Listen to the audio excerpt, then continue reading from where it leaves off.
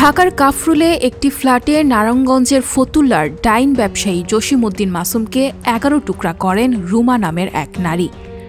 এই ঘটনার ২০ দিন পর একই কায়দায় ঢাকার চকবাজারের আরেক ব্যবসায়ী নজরুল ইসলামের গোপনাঙ্গ কেটে হত্যা করেন সাবিনা নামের এক নারী। ২ ডিসেম্বর শেষ রাতে ঘটল এই রোমহর্ষক ঘটনা। বুধবার চকবাজারের পোস্ত এলাকার ৬৬১ নম্বর এশিয়া টাওয়ারের ৫ম তলার একটি ফ্ল্যাট থেকে হাত পা ও মুখ বাঁধা এবং গোপনাঙ্গ কাটা অবস্থায় ৪৬ বছর বয়সী নজরুল ইসলামের লাশ উদ্ধার করে চকবাজার মডেল থানার পুলিশ। লাশ উদ্ধারের ২ দিন আগে তাকে খুন করা হয় বলে জানিয়েছে পুলিশ।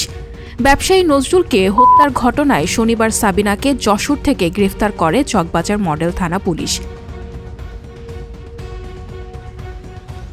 পুলিশ বলেছে, নজরুল ইসলাম ও সাবিনার মধ্যে সম্পর্ক ছিল। তার দেওয়া তথ্য মতে পুলিশ ঘটনাস্থল থেকে হত্যায় ব্যবহৃত রক্তমাখা শিল ও বোরকা উদ্ধার করেছে।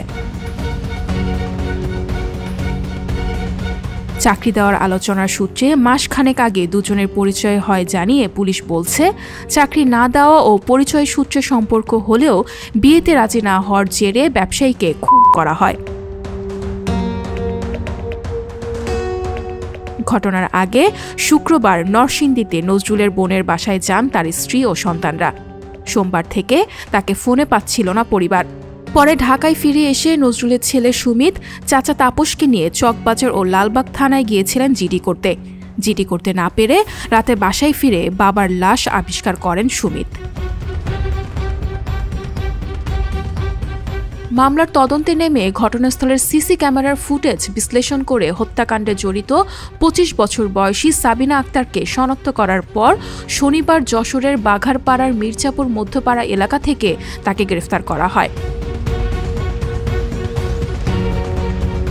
রোববার দুপুরে মিন্টু রোডে ডিএমপি মিডিয়া সেন্টারে এক সংবাদ সম্মেলনে পুলিশের লালবাগ বিভাগের উপকমিশনার মোহাম্মদ জসিমউদ্দিন বলেন, গ্রেফতার সাবিনা জিজ্ঞাসাবাদে নজরুলকে হত্যার কথা স্বীকার করেছেন।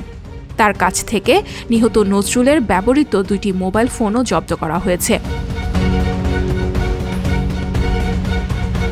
উপকমিশনার জসিম বলেন, ঘটনার প্রায় ১ মাস আগে এক ব্যক্তির মাধ্যমে চাকরির জন্য নজরুল ইসলামের সঙ্গে সাবিনার পরিচয় হয়। পরিচয়ের এক পর্যায়ে তারা অনৈতিক সম্পর্কে জড়িয়ে পড়েন। স্ত্রী সন্তানরা বাসায় না থাকায় নজরুল ইসলাম ২ ডিসেম্বর রাতে সাবিনাকে ডেকে নেন। সেদিন চাকরি ও বিয়ে নিয়ে তাদের মধ্যে বাকবিতণ্ডার এক পর্যায়ে ভোর ৫টার দিকে নজরুলকে শিল দিয়ে মাথা ও মুখে গুরুতর আঘাত করেন ও মুখে বালিশ চাপা দেন সাবিনা।